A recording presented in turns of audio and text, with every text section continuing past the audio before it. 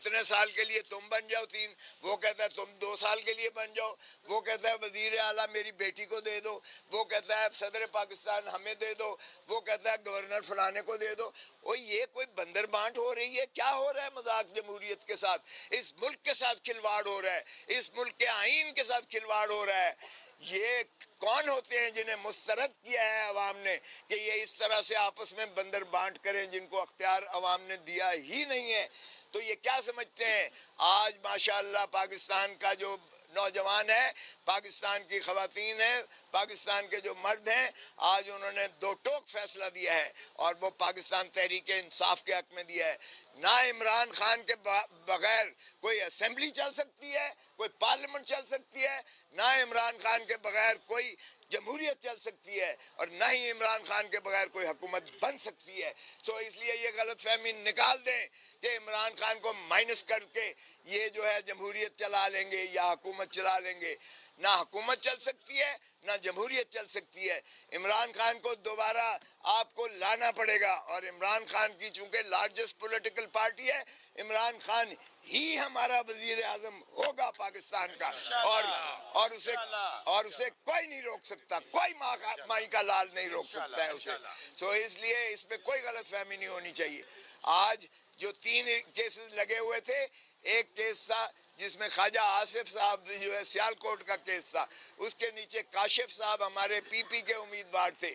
ریحانہ کے کیس میں کل الیکشن کمیشن نے 14 تاریخ رکھی ہے، نوٹس دیا ہے اور سٹے کیا ہے۔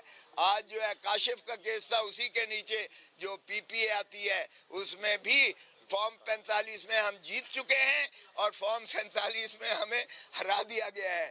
یہ پیٹرن بھی بہت بڑا مذاق ہے، کیونکہ 45 میں ریٹرننگ پریزائڈنگ آفیسر دیتے ہیں جو سینکڑوں میں ہوتے ہیں، اور ایک ریٹرننگ آفیسر اس کے دفتر پر کوئی اور قبضے کر کے اور وہاں جوتے مار کے اور مکے مار کے اور ٹھڈے مار کے ان کو نکال دے کر اور ایک نیا جو ہے فارم بن جاتا ہے۔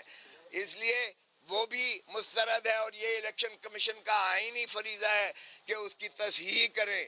اس لیے ہمارا تقاضا ہے کہ آرٹیکل 45 کے جو مندرجات ہیں، انہی کی ریفلیکشن آرٹیکل وہ فارم 47 میں ہونی چاہیے، اور اس کے مطابق جو ہے نتیجہ اناؤنس کریں، اور یہی آئینی اور قانونی تقاضا ہے۔ دوسری ہماری سیٹ تھی بہاول نگر کی، جس میں ہمارے NA 163 بہاول نگر، NA 163 بہاول نگر، اس میں یعنی پی ٹی آئی نمبر 1 آ رہی ہے شوکت بسرا صاحب، نمبر 2 آ رہی ہے PMLN، اور نمبر 3 جو ہے، نمبر 3 ماشاءاللہ کیا کہوں، وہ اعجاز الحق صاحب جو ہیں، ان کو ڈکلیئر کر دیا جاتا ہے الیکٹڈ، اور اس میں بھی یہی پیٹرن ہوا ہے کہ جس کے سب سے کم ووٹ ہیں، جو 40,000 ووٹوں سے ہار رہا ہے، اس کو فارم 47 میں جتا دیا گیا ہے۔ آج دونوں کی تھی، ہماری تھی شوکت بسرا صاحب کی،